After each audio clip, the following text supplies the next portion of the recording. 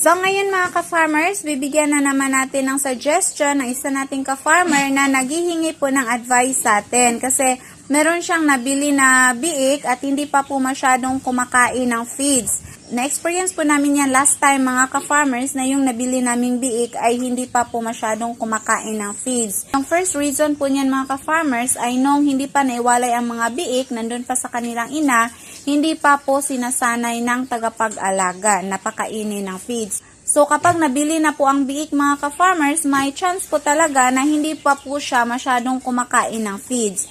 So ang ginagawa namin that time mga ka-farmers, since hindi pa po siya masyadong kumakain ng feeds, ay palagi lang po namin binibigyan ng feeds. Yung booster mga ka-farmers, yun po ang binibigay namin sa kanila dahil lasang gatas pa po yun. May halo pa po yung gatas ang booster para magugustuhan nila mga ka-farmers. And after 3 days, kumakain